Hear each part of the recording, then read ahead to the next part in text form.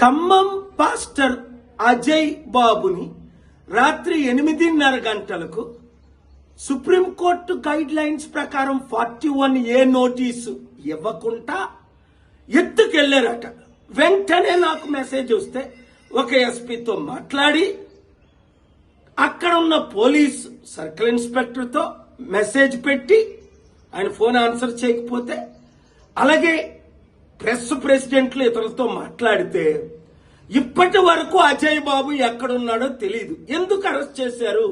Arrest చేశారంటున్నారు, చేయలేదంటున్నారు. ఎందుకు చేశారంటే ఆయన అనుచిత వాక్యాలు మాట్లాడారని.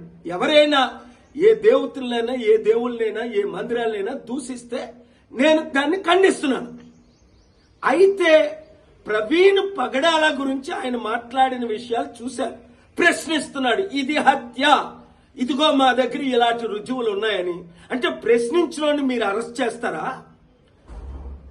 పవన్ కళ్యాణ్ ఘోరమైన రెచ్చగొట్టే మాట్లాడితే రుజువులతో ఒక ప్రపంచ శాంతి దూతగా ఇదే తెలంగాణ పంజాగుట్ట పోలీస్ స్టేషన్ కి నేను వెళ్లి ఎస్ఐ ప్రదీప్ కి అక్టోబర్ 7ని కంప్లైంట్ ఇస్తే 6 నెలల తర్వాత కనీసం ఎఫ్ఐఆర్ కూడా అవ్వలేదు.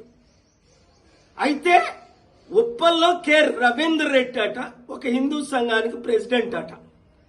ఆయన ఏప్రిల్ 3 రాత్రి 9 గంటలకి కంప్లైంట్ ఇస్తే అజయ్ బాబు మీద నిమిషాల మీద ఎఫ్ఐఆర్, ఒక రోజులో ఎత్తుకెళ్ళిపోవడం. ఇది ఆర్టికల్ 14 వైలేషన్ కాదా? సమానత్వం ఉందా ఇక్కడ? అంటే రవీందర్ రెడ్డి కంప్లైంట్ ఇస్తే Revanth Reddy home minister CM arrest చేయిస్తారా? రేవంత్ రెడ్డికి తెలియకుండానే ఇది జరిగిందా?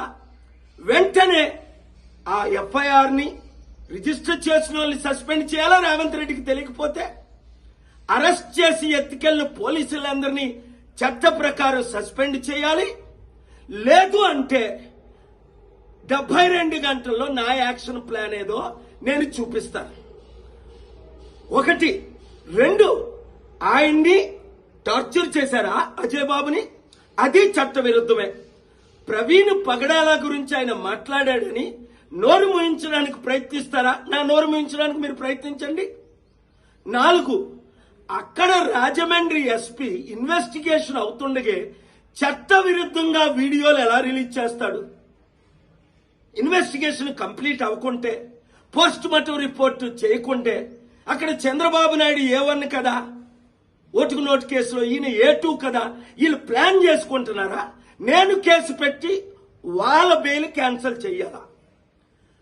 5, ఒకవేళ ఈ Praveen Pagadala dupe videos TV5 Naidu owner, TV5 Murthy అది రిలీజ్ చేస్తే వాళ్ళ మీద కేసు పెట్టారా? నోటీసులు ఇచ్చారా? అరెస్ట్ చేశారా?